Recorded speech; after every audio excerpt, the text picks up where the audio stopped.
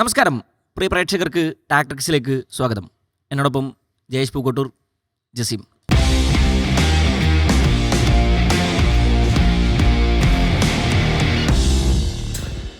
സഞ്ജു സാംസന്റെ Chennai super kings play off പ്രതീക്ഷകൾ സജീവമാക്കുകയാണ്. വീണ്ടും ഒരു വിജയം കൂടി സഞ്ജുവിൻ്റെ കയ്യിൽ നിന്ന്, മറ്റൊരു നിർണായക പ്രകടനം കൂടി. ജയിച്ചേട്ടാ, അവസാന ലാപ്പിലേക്ക് വരുന്ന സമയത്ത് CSK പ്ലേ ഓഫ് പ്രതീക്ഷകൾ സജീവമാക്കുന്നു. ആദ്യഘട്ടത്തിൽ ഇങ്ങനെ ആയിരുന്നില്ല അവർ. ഈ സീസൺ അങ്ങ് കയ്യിൽ നിന്ന് പോകുമോ എന്ന് കരുതിയൊരു ഘട്ടത്തിൽ, അത്ര വലിയൊരു സ്കോർ ഡെപ്ത് ഇല്ലാത്തൊരു സീസണിൽ പോലും അവർ പ്ലേ ഓഫ് പ്രതീക്ഷകൾ ഇപ്പോൾ സജീവമാക്കുന്നു. എങ്ങനെ വിലയിരുത്താം ഇന്നത്തെ മത്സരം? ഉറപ്പായിട്ടും അതിൽ രണ്ട് കാര്യങ്ങൾ. ഒന്ന്, സഞ്ജു എത്രത്തോളം ആ ഫ്രാഞ്ചൈസിയെ ഒറ്റയ്ക്ക് കൊണ്ടുപോകുന്നു എന്നുള്ളൊരു കാര്യം അവിടെയുണ്ട്. ഒപ്പം ഋതുരാജ്, അതായത് തുടക്കത്തിൽ വലിയ ആക്ഷേപങ്ങളായിരുന്നു പുള്ളിയുടെ ഇൻഡിവിജ്വൽ പെർഫോമൻസിനെതിരെയും ക്യാപ്റ്റൻസിക്കെതിരെയും വന്നുകൊണ്ടിരുന്നത്. അതെല്ലാം ഓരോ മത്സരത്തിലും വളരെ വളരെ ബെറ്റർ ആക്കിക്കൊണ്ട് ഋതുരാജ് ടീമിനെ മുന്നിൽ നിന്ന് നയിക്കുന്ന ഒരു കാഴ്ച കൂടി നമ്മൾ കാണുന്നുണ്ട്. ഓഫ് കോഴ്സ് നമ്മൾ സഞ്ജുവിൽ നിന്ന് തന്നെ തുടങ്ങാൻ തോന്നുന്നു. കാരണം ഇന്നലെ പോലും നമ്മൾ ടാക്ടിക്സിൽ പറഞ്ഞിരുന്നു, സഞ്ജു ഈ കണ്ട ആപ്പൂപ്പ ഇന്നിങ്സ് ഒന്നും കളിക്കില്ല. സഞ്ജു കളിക്കുകയാണെങ്കിൽ ഒരു ടോപ്പ് നോക്കായിരിക്കും, അല്ലെങ്കിൽ വളരെ പെട്ടെന്ന് തന്നെ പോകും. സഞ്ജു ടച്ചായി കഴിഞ്ഞ് കഴിഞ്ഞാൽ പിന്നെ 50+ സ്കോർ അദ്ദേഹം നേടുകയുള്ളൂ. ആപ്പൂപ്പ ഇന്നിങ്സ് ഉള്ളത് പൊളിറ്റിക്കലാണ്. അത് കുഴപ്പമില്ല, ടാക്ടിക്സിൽ അത് അനുവദനീയമാണ്. നമ്മുടെ പ്രേക്ഷകർക്ക് അത് സമ്മതിക്കും തോന്നുന്നു. അപ്പോൾ സഞ്ജുവിലേക്ക് നോക്കുമ്പോൾ വളരെ സ്ലോ ആയൊരു പിച്ചാണ് ഡൽഹിയിലേത്. പകല് മഴ പെയ്തിരുന്നു, അതുകൊണ്ട് തന്നെ പിച്ച് മൊത്തം മൂടിയൊരു സാഹചര്യം ഉണ്ടായിരുന്നു. അത് മനസ്സിലാക്കാതെ ആയിരിക്കും എന്ന് തോന്നുന്നു. സെക്കൻഡിൽ ആദ്യം ബാറ്റ് ചെയ്യുമ്പോൾ ഒരു ആനുകൂല്യം കിട്ടും, ചേസിങ് ബുദ്ധിമുട്ടാവുമെന്ന് കരുതിയോണ്ടായിരിക്കണം അക്സർ പട്ടേൽ ചെന്നൈക്ക് ചേസിങ് കൊടുക്കുന്നത്. പക്ഷേ അത് സഞ്ജു സാംസൺ അത് കൃത്യമായിട്ട് ആ പിച്ച് റീഡ് ചെയ്തു. വേറെ ആർക്കും റീഡ് ചെയ്യാൻ കഴിഞ്ഞില്ല എന്നുള്ളത് ജസ്റ്റ് ആ സ്കോർ ബോർഡ് നോക്കുമ്പോൾ തന്നെ നമുക്ക് മനസ്സിലാവും. ഒരേ ഒരു താരം മാത്രമാണ് 50+ സ്കോർ നേടിയിട്ടുള്ളൂ, അത് സഞ്ജുവാണ്. രണ്ട് ടീമിലും കൂടെ രാഹുൽ ഉൾപ്പെടെയുള്ള താരങ്ങൾക്ക് ഒരു തരത്തിൽ പോലും ടച്ച് ചെയ്യാൻ കഴിയുന്നില്ല. ഡൽഹിയുടെ സ്കോർ വളരെ പരിതാപകരമായിരുന്നു. ഒരു ഘട്ടത്തിൽ 100 പോലും തോന്നിക്കില്ല എന്ന ഘട്ടത്തിൽ വെച്ചിട്ടാണ് സ്റ്റെപ്സൊക്കെ കൂടി ചേർന്നിട്ടുള്ള ഒരു ഇന്നിങ്സ് മുന്നോട്ട് കൊണ്ടുപോകുന്നത്. സമീർ റസ്വി സ്റ്റെപ്സ്, അവസാനം വന്ന് അശുതോഷ് 2 6 അടിച്ചിട്ടാണ് അത് 150 എത്തിക്കുന്നത്. 150+ സ്കോർ എന്ന് പറയുന്നത് ആ പിച്ചിൽ, ഡൽഹിയിലെ ഇന്നലത്തെ പിച്ച്, ഓരോ ദിവസം പിച്ച് മാറുന്നുണ്ടല്ലോ, ഇന്നലത്തെ പിച്ചിൽ അത്യാവശ്യം ഭേദപ്പെട്ടൊരു സ്കോർ തന്നെയായിരുന്നു. അത് ചെന്നൈയുടെ തുടക്കത്തിൽ നമ്മൾ മനസ്സിലാക്കിയതുമാണ്. പക്ഷേ സഞ്ജു ചെയ്തത്, ആദ്യം തന്നെ അക്സർ പട്ടേലിന് വെച്ചിട്ടാണ് ഡൽഹി വരുന്നത്, അപ്പുറത്ത് അക്കീൽ ഹുസൈനെ വെച്ചിട്ടാണ് ചെന്നൈ തുടങ്ങുന്നത്. അക്സർ പട്ടേലിൻ്റെ ആദ്യത്തെ പന്ത് തന്നെ 6 അടിച്ചുകൊണ്ട് സഞ്ജു കൂളായിട്ട് സമ്മർദ്ദം ഒഴിവാക്കാനാണ് ശ്രമിച്ചത്. പക്ഷേ തുടക്കത്തിൽ തന്നെ 2 വിക്കറ്റ് പോവുകയാണ്. ഉർവിലും പോകുന്നു, ഋതുരാജും പോകുന്നു, വലിയ ചെറുത്തുനിൽപ്പൊന്നുമില്ലാതെ. സ്വാഭാവികമായിട്ടും ആ മത്സരം ഡീപ്പിലേക്ക് കൊണ്ടുപോകുക എന്നുള്ളത് മാത്രമാണ് സഞ്ജുവിൻ്റെത്. സഞ്ജുവിൻ്റെ കാൽക്കുലേഷനെ കുറിച്ച് നമ്മളൊന്നും ഇനി ചർച്ച ചെയ്യേണ്ടെന്ന് തോന്നുന്നു. കാരണം അത്രമാത്രം ലോകത്തെ തന്നെ ഏറ്റവും മികച്ച കാൽക്കുലേഷനോടെ കൂടെ ബാറ്റ് ചെയ്യുന്ന ഒരു പ്ലെയറാണ്. ഇപ്പോൾ ഒരു 2 മാസത്തെ ഇടവേളകളിലാണ് ആ ഒരു റേഞ്ചിലേക്ക് സഞ്ജു മാറിയത്. വേൾഡ് കപ്പിലെ 3 മത്സരങ്ങൾ നമ്മൾ കൃത്യമായി കണ്ടതാണ്. അതിന് തുടർച്ച തന്നെ എന്നോണം IPL മത്സരങ്ങളും അദ്ദേഹം കാഴ്ചവെക്കുന്നു.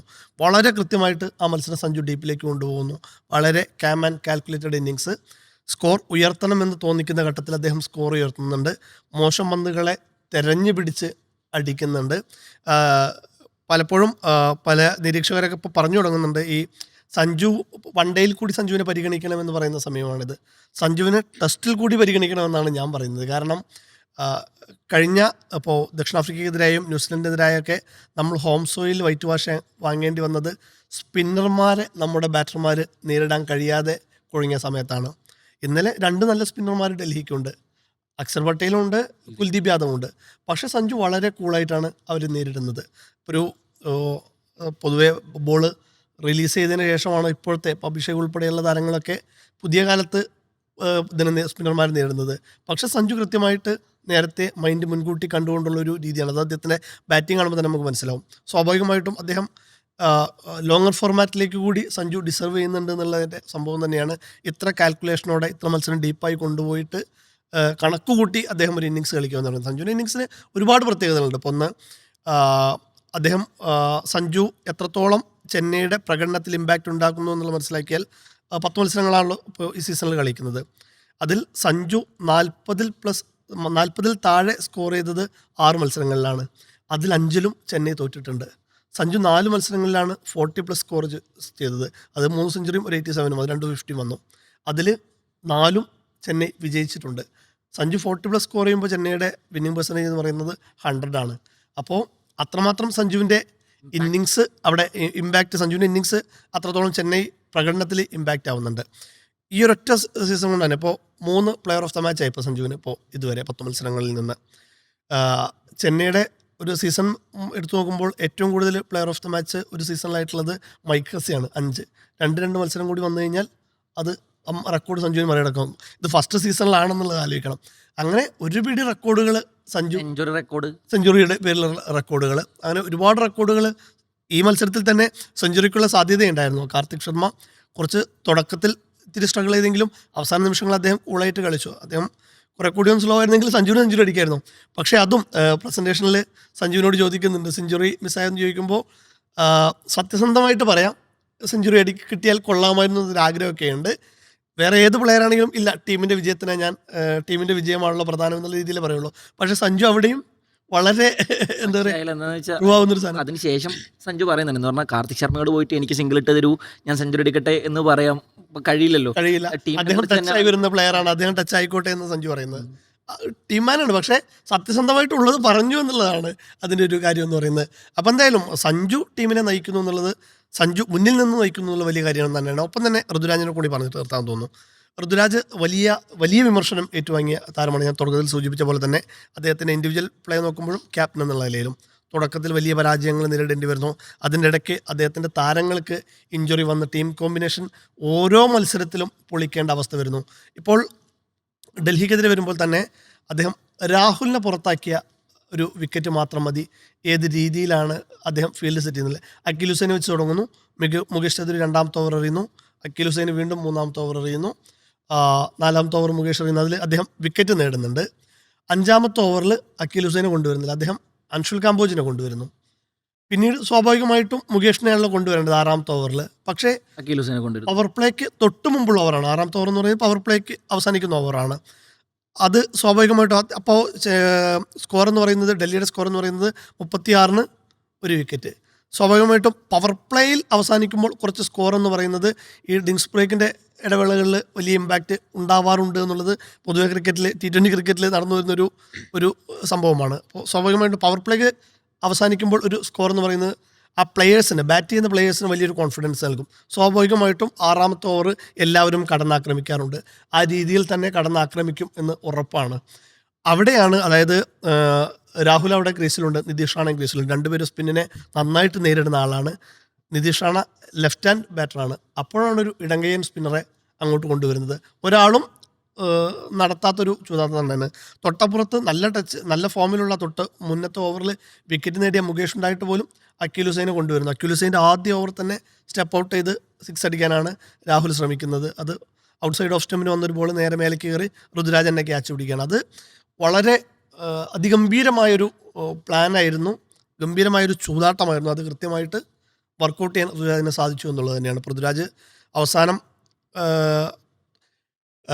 സീസണിൻ്റെ തുടക്കത്തിൽ 2-3 മത്സരം കഴിഞ്ഞപ്പോൾ 10 മത്സരങ്ങളിൽ നിന്ന് കഴിഞ്ഞ സീസൺ കൂടി കൂട്ടിയിട്ട് 10 മത്സരങ്ങളിൽ നിന്ന് 1 വിജയം മാത്രമായിരുന്നു ഋതുരാജിൻ്റെ ക്യാപ്റ്റൻസിയിലൂടെയാണ് നമ്മളുൾപ്പെടെ വലിയ രീതിയിൽ വിമർശനം ഉന്നയിച്ചതാണ്.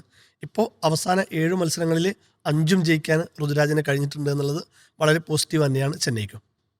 ജസീം ഒരു CSK ആരാധകനാണ്. അപ്പോൾ വളരെ സന്തോഷത്തിലായിരിക്കും, പ്രത്യേകിച്ച് ചെന്നൈയുടെ വിജയത്തിനപ്പുറത്തേക്ക് സഞ്ജുവിൻ്റെ ഫോം എങ്ങനെ ഇന്നലെ പറഞ്ഞ പോലെ തന്നെ. ഇന്നലെ നമ്മൾ എന്താ പറഞ്ഞിരുന്നത്, സഞ്ജുവിൻ്റെ ഒരു പ്രകടനം ചെന്നൈ ജയിക്കുമെന്ന് നമ്മൾ പ്രതീക്ഷിക്കുമ്പോഴും സഞ്ജുവിൻ്റെ ഒരു പ്രകടനം അസാധ്യമാകും, അത് നല്ല രീതിയിലൊരു പ്രകടനം വരും എന്നുള്ളത്. അപ്പോൾ ജയശേട്ടൻ തന്നെ ഇന്നലെ പറയുന്നത് നമ്മൾ പറഞ്ഞിരുന്ന അതാണ്, ഒരു സ്ഥിരതയില്ലാതെ അദ്ദേഹം ഇങ്ങനെ പോകുന്നു എന്നല്ല. കാരണം 2 മത്സരങ്ങൾ അദ്ദേഹം 11 റൺസാണ് ആകെ എടുത്തിരുന്നത്. അതായത് മുംബൈക്കെതിരെയും അതിന് തൊട്ടുമുള്ള മത്സരം 11 റൺസ് മാത്രം. അപ്പോൾ എന്താ ഇങ്ങനെ സഞ്ജു വീണ്ടും അങ്ങനെ തന്നെ ആയൊന്നുമില്ല. അപ്പോഴാണ് ജയശേഖരൻ എന്നർ പറഞ്ഞത് ആ 2 കളി ഒരു ബ്രേക്ക്, അതിനുശേഷം നല്ല കളി വരുമെന്ന് പറഞ്ഞു. തീർച്ചയായിട്ടും അങ്ങനെ തന്നെ ഇന്നലെ സംഭവിച്ചു എന്നുള്ളതാണ്. അത് ഡൽഹിക്കെതിരെ ഒരു തലസ്ഥാനം പിടിച്ചടക്കിക്കൊണ്ടുള്ള ഒരു മത്സരം തന്നെയായിരുന്നു ദില്ലിയെ സംബന്ധിച്ചിടത്തോളം. ഡൽഹിയിൽ തല ഫോർ എ റീസൺ, തലയും വാലും ഒന്നുമല്ല സഞ്ജു ആദ്യം പറഞ്ഞത്. ഇന്നലെ ഞാനും ഹാരിസും ഒരുമിച്ചാണ് കളി കാണുന്നത്. അപ്പോൾ ഹാരിസ് പലപ്പോഴും ഈ സഞ്ജു ഔട്ടാകാൻ വേണ്ടി ഇങ്ങനെ കാത്തിരിക്കുന്ന ഒരു നിമിഷമൊക്കെ കണ്ടായിരുന്നു. സഞ്ജുവിന്റെ മാച്ച് അല്ല, ഈ പിന്നെ ഈ ഡൽഹി പലപ്പോഴും അപ്പീൽ ചെയ്യുന്നുണ്ട് സഞ്ജുവിന്റെ ഒരു ആരോപണങ്ങളൊന്നും അല്ല, പിന്നെ അദ്ദേഹത്തിനെ പെട്ടെന്ന് പുറത്താക്കണം എന്നുള്ള ഒരു ലക്ഷ്യം ഡൽഹിക്ക് ഉണ്ടായിരുന്നു. അദ്ദേഹത്തിൻ്റെ ഒരു LB അതൊക്കെ തുടക്കത്തിൽ തന്നെ ഒരു അപ്പീൽ കിട്ടില്ല എന്ന് ഉറപ്പുണ്ടെങ്കിൽ പോലും എങ്ങനെയെങ്കിലും കിട്ടിക്കോട്ടെ എന്നുള്ള രീതിയിൽ സഞ്ജു പോട്ടെ എന്നുള്ള ഒരു രീതിയിൽ ഡൽഹി അപ്പീൽ ചെയ്യുന്നൊക്കെ ഉണ്ട് തുടക്കത്തിൽ തന്നെ. അപ്പോൾ ഈ രീതിയിൽ സഞ്ജുവിനെ പേടിച്ചുകൊണ്ട് തന്നെയാണ് അവർ ഇറങ്ങിയിട്ടുള്ളത് എന്നുള്ളൊരു കാര്യമുണ്ട്. കാരണം സഞ്ജു ഫോമായാൽ അതൊരു ആ ടീമിനുണ്ടാകുന്ന ഒരു ബലം അല്ലെങ്കിൽ ആ ടീമിനുണ്ടാകുന്ന ഒരു മുന്നേറ്റം അത് ശരിക്കും അവർ കണ്ടറിഞ്ഞു എന്നുള്ളതാണ് പ്രധാനപ്പെട്ട അവരുടെ ഫസ്റ്റ് ബാറ്റിങ്ങിൽ. ഇപ്പോൾ ഡൽഹി തകർന്ന ഒരു അവസ്ഥയിലായിരുന്നു. പ്രത്യേകിച്ച് അതിൽ ചെന്നൈ ബൗളർമാരുടെ ഒരു കാര്യം എടുത്തു പറയേണ്ടതാണ്. കാരണം ഈ മത്സരത്തിന് ശേഷം ഗെയ്ക്വാദ് തന്നെ പ്രത്യേകിച്ച് പറയുന്നുണ്ട് ഈ അഖിൽ ഹുസൈൻ്റെ ഒക്കെ പ്രകടനം, അതുപോലെ ജാമി ഓട്ടൻ്റെ പ്രകടനമൊക്കെ ഇന്നലെ അൻഷുൽ കമ്പോജ് ഒഴികെയുള്ള മറ്റുള്ളവരെല്ലാം അത്യാവശ്യം നന്നായിട്ട് ബോൾ എറിഞ്ഞു എന്നുള്ളതാണ്. അൻഷുൽ കമ്പോജും തുടക്കത്തിൽ എറിഞ്ഞെങ്കിലും ഒരു 18-20 ഓവറുകളിലാണ് അൻഷുൽ കമ്പോജിന് തുടർച്ചയായിട്ട് അടി വാങ്ങേണ്ട ഒരു അവസ്ഥ വന്നത്. 2 സിക്സറുകളും മറ്റൊക്കെ തുടർച്ചയായിട്ട് ആ 2 ഓവറുകളിലും 18-ാം ഓവറിലും 20-ാം ഓവറിലും ഒരു 18 റൺസ് 20 റൺസൊക്കെയാണ് ഈ 2 ഓവറുകളായിട്ട് പിന്നീട് പിറന്നത്. അപ്പോൾ ആ ഒരു ഓവറുകളാണ് അത് സ്റ്റെപ്സും അതുപോലെ സമീർ റിസ്വിയും ഉള്ള ഒരു പോരാട്ടത്തിന്, അതായത് സമീർ റിസ്വിയാണ് അവസാനം അദ്ദേഹത്തെ എടുത്ത് സിക്സുകൾ അടിച്ച് ആ സ്കോർ ഭേദപ്പെട്ട സ്കോറിലേക്ക് എത്തിച്ചു എന്നുള്ളത്, ഒരു ഭേദപ്പെട്ട സ്കോറിലേക്ക് എത്തിക്കുക എന്നുള്ളത് ഡൽഹിയെ സംബന്ധിച്ചുള്ള നല്ല ക്രൂഷ്യലായിരുന്നു. അത് എത്തിച്ചു എന്നുള്ളതാണ് സമീർ റിസ്വിയുടെയും സ്റ്റെപ്സിൻ്റെയൊക്കെ പ്രധാന നേട്ടം എന്ന് പറയുന്നത്. കാരണം തുടക്കത്തിൽ പതറിയ ഒരു ഡൽഹി, അവർ നേരത്തെ പറഞ്ഞ പോലെ തന്നെ 100 റൺസ് കടക്കുമോ എന്ന് ഒരു പ്രതീക്ഷയുമില്ലാത്ത ഡൽഹി, ആ ഡൽഹിയെ സ്റ്റെപ്സും റിസ്വിയും നമ്മളൊക്കെ നേരത്തെ പറഞ്ഞ പോലെ തന്നെയാണ്. അദ്ദേഹം ഈ കളിയിലേക്ക് വീണ്ടും ഒരു തിരിച്ചുവരവ്, IPLലേക്ക് ഒരു തിരിച്ചുവരവ് നടത്തുന്ന ഒരു സൂചന പോലെയായിരുന്നു ഇന്നലെയൊക്കെ മത്സരത്തിൽ കാണുന്നത്. കാരണം തുടക്കത്തിൽ റിസ്വിയുടെ ഒരു നല്ല പെർഫോമൻസ് കണ്ടെങ്കിലും ഇടക്കാലത്ത് പിന്നീട് നമുക്ക് നഷ്ടപ്പെടുന്ന ഒരു സാഹചര്യം ഉണ്ടായിരുന്നു. പിന്നീട് റിസ്വി വീണ്ടും ഒരു ഫോമിലേക്ക് വരുന്നു എന്നുള്ള ഒരു കാര്യം കൂടിയുണ്ട്. പക്ഷേ അവിടെയൊക്കെ ഈ ചെന്നൈയുടെ ബൗളിംഗ് യൂണിറ്റാണ്, മുകേഷ് ചൗധരി ഉൾപ്പെടെയുള്ള നൂർ അഹമ്മദിൻ്റെ അത് ഇന്നലെ ഈ കരുൺ നായർ ഉൾപ്പെടെയുള്ള, അതുപോലെ കരുൺ നായരൊക്കെ ഇന്നലെ ഒരു പോരാട്ടത്തിന് ശ്രമിക്കുന്നൊരു സാഹചര്യം ഉണ്ടായിരുന്നു. ആ ഒരു സാഹചര്യത്തിൽ പോലും അതിനൊന്നും അനുവദിക്കാതെ നൂർ അഹമ്മദ് എടുക്കുന്ന 2 വിക്കറ്റുകളുണ്ട്. അതൊക്കെ ചെന്നൈയുടെ ഒരു ബൗളിംഗ് നിരയെ ശക്തിപ്പെടുത്തി എന്നുള്ളതും ചെന്നൈക്ക് നല്ലൊരു ബൗളിംഗ് യൂണിറ്റ് ഉണ്ട് എന്നുള്ളതും ഈ ഗെയ്ക്വാദ് ഇന്നലെ ആ മത്സരശേഷം പറയുന്നതാണ്. നല്ലൊരു ബൗളിംഗ് യൂണിറ്റ് ഞങ്ങൾക്കുണ്ട് എന്നുള്ള ഒരു ആത്മവിശ്വാസം പ്രകടിപ്പിക്കുന്നത്. അദ്ദേഹം തന്നെ പറയുന്നുണ്ട് അൻഷുൽ കമ്പോജ് ഇന്നലെ ഒരു പ്രകടനം അൻഷുൽ കമ്പോജ് നടത്താനായില്ല എന്നുള്ളതാണ്. പക്ഷേ അദ്ദേഹത്തിൻ്റെ പ്രകടനത്തെ ഒരിക്കലും മോശമാക്കി കാണേണ്ടതില്ല. കാരണം അതിന് തൊട്ട മുമ്പുള്ള മത്സരങ്ങളിലെല്ലാം നോക്കുകയാണെങ്കിൽ അൻഷുൽ കമ്പോജിൻ്റെ പ്രകടനം മികച്ചതാണ് എന്നുള്ള ഒരു കാര്യം കൂടിയുണ്ട്. അങ്ങനെ ടോട്ടലി ഇന്നലെ ചെന്നൈ ബൗളിംഗ് യൂണിറ്റ് ഒരു ഭാഗത്ത് നല്ല പെർഫോമൻസ് നടത്തുമ്പോൾ അതോടെ ഒപ്പം തന്നെ കിടപിടിക്കുന്ന രീതിയിൽ സഞ്ജുവിൻ്റെ നേതൃത്വത്തിൽ ബാറ്റിങ്ങിലും ആ ഒരു പെർഫോമൻസ് കീപ്പ് ചെയ്യാൻ ചെന്നൈക്ക് സാധിച്ചു എന്നുള്ള ഒരു പ്രധാനപ്പെട്ട കാര്യമുണ്ട്. അപ്പോൾ അത് തന്നെയാണ് ചെന്നൈയുടെ വിജയത്തിന് നിദാനമായതും. കാരണം തുടക്കത്തിൽ തന്നെ ഗെയ്ക്വാദും ഉർവിൽ പട്ടേലും, ഇപ്പോൾ ഗെയ്ക്വാദ് തുടർച്ചയായിട്ടുള്ള 2 മത്സരങ്ങളിൽ നല്ല പെർഫോമൻസ് കാഴ്ചവെച്ചുകൊണ്ടാണ് ചെന്നൈക്ക്, ഇപ്പോൾ നേരത്തെ പറഞ്ഞ തന്നെയാണ് അതിൻ്റെ തുടർച്ച പറഞ്ഞാൽ ഈ ഗെയ്ക്വാദിൻ്റെ ഒരു പെർഫോമൻസ് ചെന്നൈയെ സംബന്ധിച്ചിടത്തോളം ക്യാപ്റ്റൻസിയിലും അതുപോലെ ബാറ്റിങ്ങിലൊക്കെ ഗുണകരമാവുന്ന രീതിയിൽ വന്നു എന്നുള്ളതാണ്. പക്ഷേ അത് ഇന്നലെ അദ്ദേഹത്തിന് അതിൽ സാധിച്ചില്ല എന്നുള്ളതും, അദ്ദേഹം ഔട്ടായി മടങ്ങുമ്പോൾ അതിന് പകരം സഞ്ജു അവിടെ തിളങ്ങുന്ന ഒരു സാഹചര്യം ഉണ്ടാവുകയും ചെയ്യുന്നത് ചെന്നൈയെ സംബന്ധിച്ചിടത്തോളം പ്ലേ ഓഫ് സാധ്യത നിലനിർത്താനായി എന്നുള്ളതാണ്. ഒരു വലിയ സാധ്യതയിലേക്ക് അവർ എത്തുന്നു, അത് വലിയ പ്രതീക്ഷയിലേക്ക് അവർക്ക് ഇനി വകുപ്പുണ്ട് എന്നുള്ള കാര്യം കൂടിയുണ്ട്. അങ്ങനെ നോക്കുമ്പോൾ സഞ്ജുവിൻ്റെ പ്രകടനം, അത് ഗെയ്ക്വാദ് തിളങ്ങിയില്ലെങ്കിൽ സഞ്ജു ഉണ്ട്, സഞ്ജു തിളങ്ങിയിൽ ഗെയ്ക്വാദ് ഉണ്ട്, അല്ലെങ്കിൽ കാർത്തിക് ശർമ്മയുണ്ട്. നേരത്തെ പറഞ്ഞ പോലെ തന്നെയാണ് ഈ കാർത്തിക് ശർമ്മയുടെ പ്രകടനം എന്ന് പറയുന്നതും. അതും ഇന്നലെ ഈ മത്സരശേഷം ശരിക്ക് ഗെയ്ക്വാദ് സഞ്ജുവിനെ വിശേഷിപ്പിക്കുന്നത് അതാണ്, ഞങ്ങൾ ടീമിൻ്റെ ചെന്നൈയുടെ നട്ടെല്ലാണ് സഞ്ജു എന്നുള്ളതാണ്. ആ നട്ടെല്ലെന്ന് പറയുമ്പോൾ അദ്ദേഹത്തിന് പ്രധാനപ്പെട്ട താരം അദ്ദേഹം തന്നെയാണെന്ന് അദ്ദേഹം തന്നെ വ്യക്തമാക്കണം, ഒരു ക്യാപ്റ്റൻ തന്നെ വ്യക്തമാക്കണം. അത് കൃത്യമാണെന്നുള്ളത് എല്ലാവർക്കും അറിയാവുന്ന കാര്യമാണ്. ആ നട്ടെല്ലാണെന്നുള്ളത് ഗെയ്ക്വാദ് പറഞ്ഞില്ലെങ്കിൽ പോലും എല്ലാവരും കൂടുതൽ ഇത്രയും കാലം പറയുന്ന കാര്യം കൂടിയാണ്. കാരണം അദ്ദേഹത്തിൻ്റെ പെർഫോമൻസ് ഒക്കെ നമ്മൾ പറയുന്നതാണല്ലോ.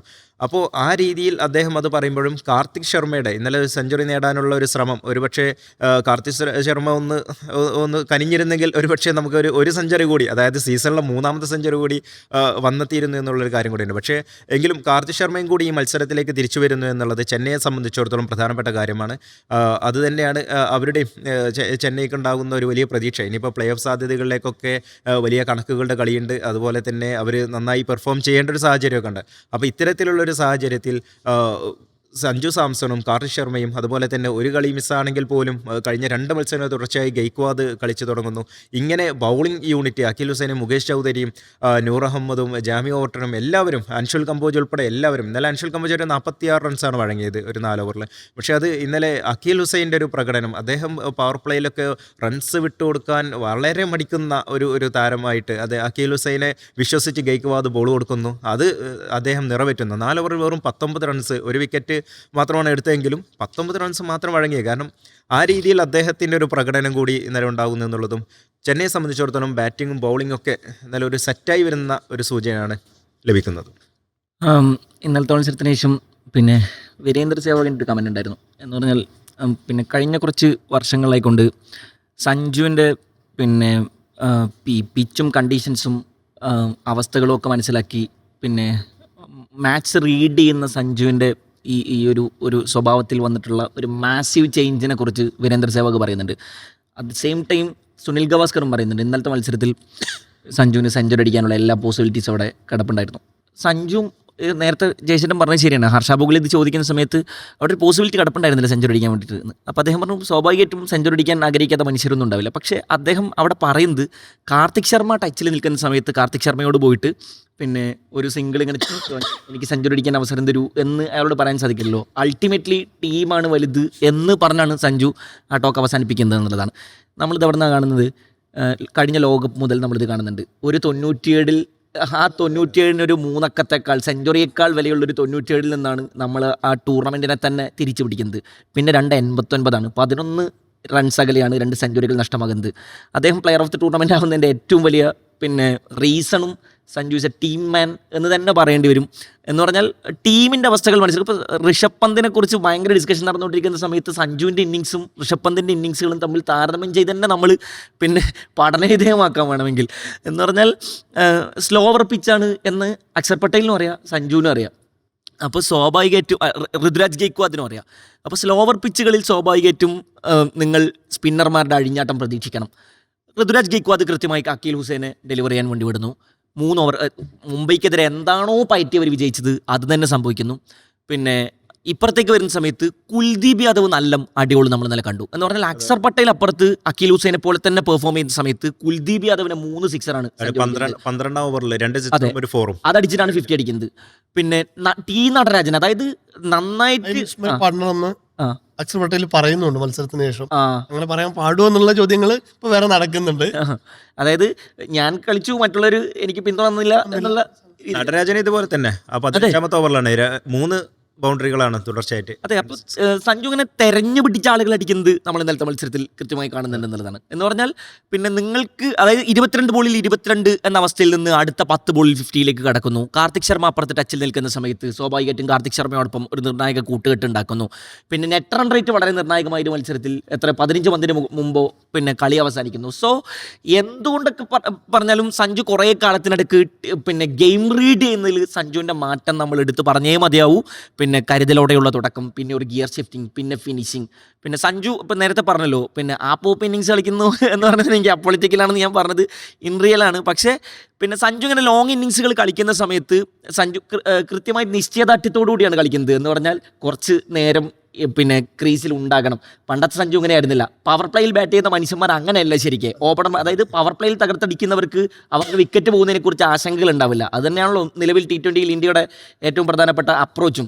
അഭിഷേക് ശർമ്മയെക്കുറിച്ച് നമ്മൾ അങ്ങനെയാണല്ലോ പറയാറുള്ളത്. അദ്ദേഹം സ്ലോഗറാണെന്നൊക്കെ അദ്ദേഹത്തെക്കുറിച്ച് ഇടക്കാലത്ത് വിളിയൊക്കെ വന്നിട്ടുണ്ടെങ്കിൽ പോലും ഈ പവർ പ്ലേയിൽ കിട്ടുന്ന തുടക്കം പിന്നെ ഫിനിഷർമാർ ഫിനിഷ് ചെയ്തോളും എന്നാണ്. എന്നാൽ നല്ല ഫിനിഷർമാരില്ലാത്ത അത്ര വലിയ സ്കോർ ഡെപ്ത് ഇല്ലാത്തൊരു ടീമിൽ സഞ്ജുവിൻ്റെ റോൾ എന്താണ് എന്ന് സഞ്ജുവിന് കൃത്യമായിട്ട് അറിയാം. എന്ന് പറഞ്ഞാൽ ഓപ്പണിംഗ് സ്ലോട്ടിലാണ് ഇറങ്ങുന്നതെങ്കിൽ പോലും താൻ കുറച്ചു നേരം ക്രീസിൽ ഉണ്ടാകണം, ടീമിനെ ഒരു സേഫ് സോണിൽ എത്തിച്ചതിന് ശേഷം വിക്കറ്റ് പോലും പോകാവൂ എന്ന ആ കൃത്യമായ ഗെയിം റീഡിംഗ്. അതാണ് നമ്മൾ നേരത്തെ മത്സരം. നല്ല ഉദാഹരണങ്ങളിലൊന്ന് വാങ്കഡയിലെ മുംബൈക്കെതിരായ മത്സരത്തിലാണ്. വാങ്കഡെ കംപ്ലീറ്റ്ലി ബാറ്റിംഗ് പിച്ച് തന്നെയാണ്.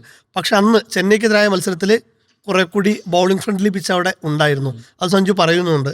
ടിപ്പിക്കൽ വാങ്കഡയല്ല, ഞാൻ കളിച്ച വാങ്കഡയല്ല ഇത്, അതിന് നല്ല മാറ്റമുണ്ട്. അതുകൊണ്ട് തന്നെയാണ് ഇച്ചിരി കരുതലോടെ കളിക്കാമെന്ന് കരുതിയതെന്ന് സഞ്ജു പറയുന്നുണ്ടായിരുന്നു. അതെ അങ്ങേയറ്റം ആരിസ് പറഞ്ഞതിന്റെ, അതായത് ആ ഗെയിം റീഡിന്റെ ഏറ്റവും നല്ല ഉദാഹരണങ്ങളിൽ ഒന്നുകൂടിയായിരുന്നു ആ മാച്ചും കൂടി. അതെ, അതേപോലെ തന്നെ ഇന്നലെ എടുത്ത് പറയേണ്ട പ്രകടനങ്ങളൊന്ന് സമീർ റിസ്വിയുടേതാണ്. ഇപ്പോൾ സമീർ റിസ്വി കഴിഞ്ഞ മത്സരങ്ങളിൽ ഫോം ഔട്ടായ സമയത്ത് MSK മാൻഡ്രൈക്ക് പട്ടം എനിക്കിട്ട് ചാരിയിരുന്നു. പക്ഷേ സമീർ റിസ്വി തിരിച്ചു വന്നിട്ടുണ്ട് MSKയുടെ അഭാവത്തിൽ. ഞാൻ പറയണത് അല്ല, MSK കുറെ നാളുകൾ കുറെ ഒരു 5 ദിവസമായിട്ട് അദ്ദേഹം അവധിയാണ്, നമുക്കറിയാം. ആ കളിയിൽ കമന്റുകൾ ജയിച്ചുകൊണ്ടിരിക്കുന്നുണ്ട്. CSK ജയിക്കുന്നുണ്ട്, സഞ്ജു ഫോം ആവുന്നുണ്ട്, കമന്റുകൾ ചോദിക്കുന്നുണ്ട് MSK എവിടെ എന്നൊക്കെ. MSK ഉടനെ തിരിച്ചു വരും. MSK അത് കേൾക്കുന്നുണ്ടാവും, മകനെ മടങ്ങി വരും, കാത്തിരിക്കുകയാണ്.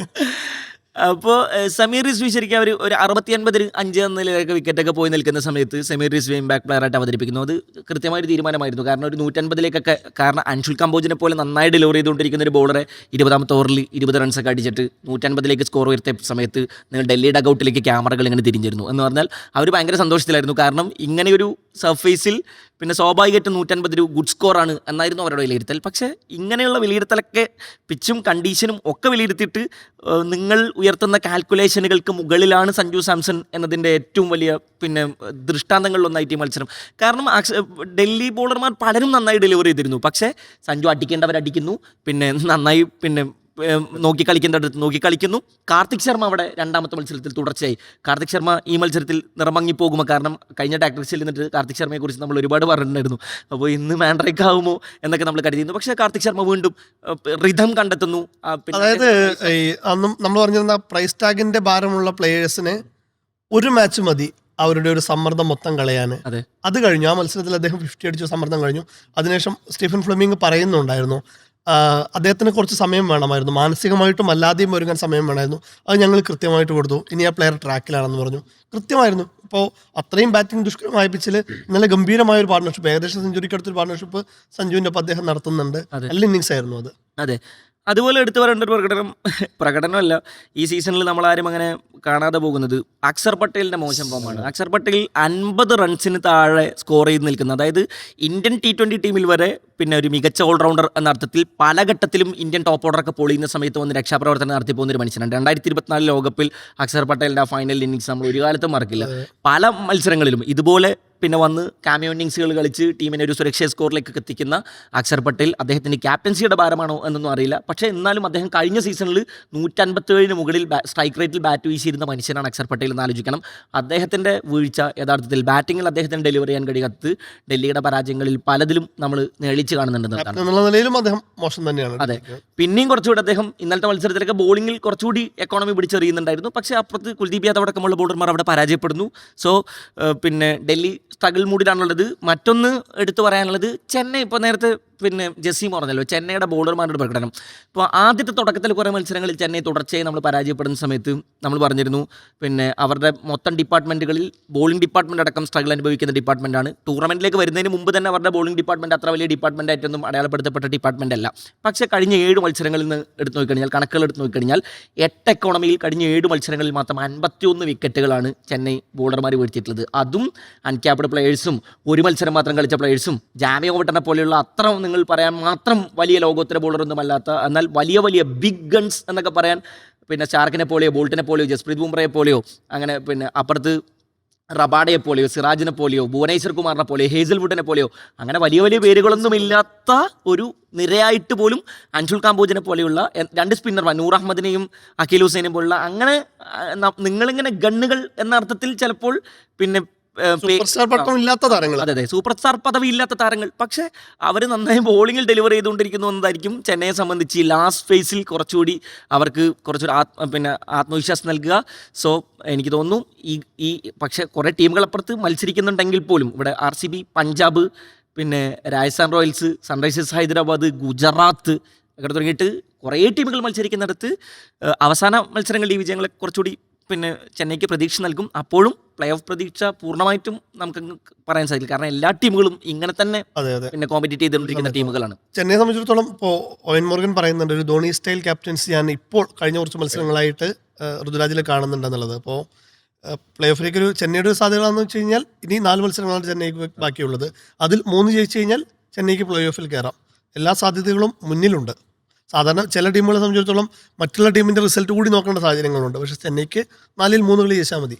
തീർച്ചയായിട്ടും അവർ ഇനിയുള്ള മത്സരങ്ങൾ അവർക്കൊരു ആത്മവിശ്വാസം ഉണ്ട്. കാരണം ഒന്നില്ലെങ്കിൽ ഒരാൾ ഫോം ആവുന്നുണ്ട് എന്നുള്ളൊരു ആത്മവിശ്വാസം ഉണ്ടല്ലോ. അപ്പോൾ നേരത്തെ നമ്മൾ പറഞ്ഞ പോലെ തന്നെയാണ് ഗെയ്ക്വാദ് ഒന്നുകിൽ സഞ്ജു ഇല്ലെങ്കിൽ ഗെയ്ക്വാദ് ഉണ്ടാവുന്നു, ഗെയ്ക്വാദ് ഇല്ലെങ്കിൽ പിന്നെ സഞ്ജു അല്ലെങ്കിൽ കാർത്തിക് ശർമ്മയോ ഇങ്ങനെ ഒരു ഫോമിലേക്ക് പോകുന്നു എന്നുള്ള ഒരു കാര്യം കൂടിയുണ്ട്. കഴിഞ്ഞ മത്സരത്തിൽ ഈ ബ്രവിസിനൊക്കെ ഇറക്കുന്നതിന് തൊട്ട് മുമ്പാണ് കാർത്തിക് ശർമ്മ ഇറക്കുന്നത്. അതൊരു നിർണായക നീക്കമാണ്. കാരണം ബ്രവിസിനെ പോലെയുള്ള ഒരാളെ പിറകിലേക്ക് മാറ്റി കാർത്തിക് ശർമ്മയെ കൊണ്ടുവരുന്നത്. അപ്പോൾ അദ്ദേഹവും നന്നായി കളിക്കുന്നു എന്നുള്ളത് ചെന്നൈയെ സംബന്ധിച്ചിടത്തോളം ഒരു പ്രധാനപ്പെട്ട കാര്യമാണ്. കാരണം മാനേജ്മെന്റ് കൊടുക്കുന്ന സപ്പോർട്ട് നിർബന്ധമായി നമ്മൾ പറഞ്ഞു. അതെ. ഇപ്പോൾ നമ്മൾ നേരത്തെ പറഞ്ഞല്ലോ, ഒരു പുതുമുഖ താരങ്ങളൊക്കെ പിടിച്ചു കൊണ്ടുവന്ന് അവരൊന്ന് വളർത്തിയെടുത്ത്, നേരത്തെ നമ്മൾ ഈ ടാക്ടിക്സ് തന്നെ പറഞ്ഞൊരു കാര്യമാണ്. അത് ഈ ടീം ഈ വർഷത്തേക്കല്ല, ഒരു അടുത്ത വർഷങ്ങളിലേക്കുള്ള ഒരു ടീമിനെ വരെ അവർ രൂപപ്പെടുത്തിയെടുക്കുന്നു എന്നുള്ളത് അത് തീർച്ചയായിട്ടും ഒരു കറക്റ്റായിട്ടുള്ള കാര്യം കൂടിയാണ്. കാരണം അവരുടെ ഈ ബൗളിംഗ് യൂണിറ്റിലൊക്കെ നമ്മളിപ്പോൾ നേരത്തെ ഹാരിസ് ഇപ്പോൾ തൊട്ട് മുമ്പ് പറഞ്ഞ പോലെ ഒരു അൺക്യാപ്ഡ് പ്ലെയേഴ്സിനൊക്കെ കൊണ്ടുവന്ന് അവർ നന്നായി പെർഫോം ചെയ്യുന്നതെന്ന് പറയുന്നത് അത് വരാനിരിക്കുന്ന ഒരു കാലത്തേക്കുള്ള ഒരു സൂചന കൂടിയാണ് എന്നുള്ളതാണ്.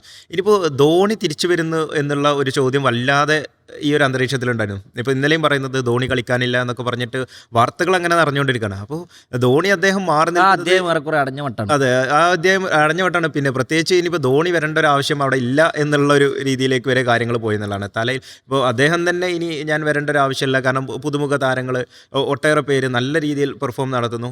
ഒന്ന് ഒരു തലയില്ലെങ്കിൽ ചിന്നത്തല എന്ന് പറഞ്ഞ പോലെ ഇനിയിപ്പോൾ സഞ്ജു സാംസൺ ആ ഒരു ടീമിൻ്റെ ഒരു തലയായി മാറുന്നു. അതുപോലെ ക്യാപ്റ്റൻസിയിലും നമ്മൾ ആദ്യമൊക്കെ ആശങ്കപ്പെട്ട പോലെ ആദ്യത്തെ തുടർച്ചയായിട്ടുള്ള 3 മത്സരങ്ങളൊക്കെ തോറ്റി വലിയ പരിതാപകരമായിട്ടുള്ള ഒരു അവസ്ഥയിലേക്ക് ചെന്നൈ പോകുന്ന സമയത്തും അവിടെ നിന്നൊക്കെ പിന്നീട് ബെറ്ററായി വരുന്ന ഒരു ചെന്നൈയെ കാണുന്നു. അവിടേക്ക് പിന്നെ ക്യാപ്റ്റൻസിയും കൂടി ഗെയ്ക്വാദ് ക്യാപ്റ്റൻസിയും അതോടൊപ്പം ബാറ്റിങ്ങും കൂടി ഒരു ലെവലിലേക്ക് ഉയർത്തിക്കൊണ്ടുവരുന്ന ഒരു ഘട്ടത്തിലേക്ക് എത്തുന്നു. അതുപോലെ സഞ്ജു സാംസൺ നിരാശപ്പെടുത്തിയിൽ നിന്ന് പിന്നീട് ഉയർന്നു വരുന്നു. 2 സെഞ്ചുറികൾ ഇന്നലെ, അതിലും നല്ല മികച്ചൊരു പോരാട്ടം കാഴ്ചവെക്കുന്നു. അങ്ങനെ ഒരു സ്റ്റെപ്പായിട്ട് ഈ ടീം കുറച്ചുകൂടി ഇമ്പ്രൂവ് ചെയ്ത് വരുന്നു എന്നുള്ളതാണ്. നമുക്ക് ആശങ്കപ്പെട്ടൊരു കാര്യം കൂടി ഉണ്ടായിരുന്നു ഈ ചെന്നൈയെ സംബന്ധിച്ചുള്ള. ആയുഷ് മാത്രം പോകുമ്പോൾ ഇനി എന്തായിരിക്കും ഇതിൻ്റെ ഒരു അവസ്ഥ എന്നുള്ളതൊക്കെ പറഞ്ഞു. പക്ഷേ അവിടെയൊക്കെ ആളുകൾ പ്ലേസ് ചെയ്യുമ്പോഴും അവരെങ്ങനെ കളിക്കണം എന്നുള്ളതും അതിന് പിന്തുണ കൊടുക്കുന്ന ഒരു ആരാധകരും അതിൻ്റെ മാനേജ്മെൻറ്റും അത് കൃത്യമായിട്ട് യൂസ് ചെയ്യുന്ന ഒരു ടീമും ഒക്കെ ആയിക്കൊണ്ട് അവർ വളരെ ലളിതമായി വളരെ താളം കണ്ടെത്തി അവർ കളിക്കുന്നു എന്നുള്ളത് പ്രധാനപ്പെട്ട കാര്യം തന്നെയാണ്. ഇനിയും ഇന്നലത്തെ മത്സരത്തിലേക്ക് വന്ന SRH പഞ്ചാബ് ക്ലാസ് മാച്ചാണ് നടക്കാൻ പോകുന്നത്. ശരിക്കും നോക്കുക, ഈ ടൂർണമെന്റിൽ ഈ സീസണിലെ റിയൽ ക്ലാസിക് പോരാട്ടം എന്നൊക്കെ വേണമെങ്കിൽ നമുക്ക് പറയാൻ കഴിയുന്ന മാച്ചുകളിലൊന്നാണ്. സോ 2 ടീമും പ്ലേ ഓഫിന് വേണ്ടിയിട്ട് ഇങ്ങനെ നല്ല മത്സരം, നല്ല ഫോം. ഒന്നും 3 സ്ഥാനക്കാരുമാണ്. RCB ആണ് സെക്കൻഡ് ഉള്ളത്. ഇത് ജയിക്കുന്ന ടീമിന് 1ാം സ്ഥാനത്ത് എത്താമെന്നുള്ളതാണ് ഏറ്റവും വലിയ പ്രത്യേകത. SRH ജയിച്ചു കഴിഞ്ഞാൽ 3ാം സ്ഥാനത്ത് അവർക്ക് 1ാം സ്ഥാനത്തേക്ക് കയറാൻ കഴിയും. സൺറൈസേഴ്സ് പഞ്ചാബ് ജയിച്ചു കഴിഞ്ഞാൽ പഞ്ചാബിന് പ്ലേ ഓഫ് ഏറെക്കുറെ ഉറപ്പിക്കാൻ കഴിയും. 15 പോയിന്റിലേക്ക് എത്തുമ്പോൾ 13 പോയിന്റാണ്. പക്ഷേ തുടർച്ചയായിട്ട് വിജയിച്ചു എന്ന് ഒരു പരാജയം പോലും സംഭവിക്കാതെ വന്ന് പിന്നീട് തുടർച്ചയായി 2 പരാജയം നേരിട്ടുകൊണ്ടാണ് പഞ്ചാബ് ഇറങ്ങുന്നത്. അതിൻ്റെ ഒരു സമ്മർദ്ദം സ്വാഭാവികമായിട്ടും പഞ്ചാബിനുണ്ടാകും. പക്ഷെ ഇതെല്ലാം മറികടക്കും എന്നുള്ളത് തന്നെയാണ്. മറുവശത്ത് SRHന് ഒരാശങ്കയില്ല. ബൗളിംഗ് ആയാലും ബാറ്റിംഗ് ആയാലും ഫീൽഡിംഗ് ആയാലും എല്ലാം ഒരു ഓൾ സെറ്റ് ടീമാണ്.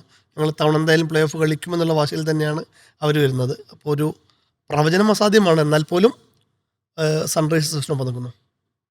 അവസാന കളി സൺറൈസേഴ്സ് കൊൽക്കത്തയോട് തോറ്റിട്ടാണ് വരുന്നത്. 7 വിക്കറ്റിൻ്റെ ഒരു തോൽവിയൊക്കെ തോറ്റിട്ടാണ് വരുന്നത്. പക്ഷേ എങ്കിലും അവർ തിരിച്ചുവരവിൻ്റെ ഒരു സൂചന നന്നായിട്ട് നൽകുന്ന ടീമാണ്. തീർച്ചയായിട്ടും അതോട് പറയുകയാണെങ്കിൽ ഹൈദരാബാദ് ജയിക്കാനാണെന്നൊരു സാധ്യത കൂടുതൽ.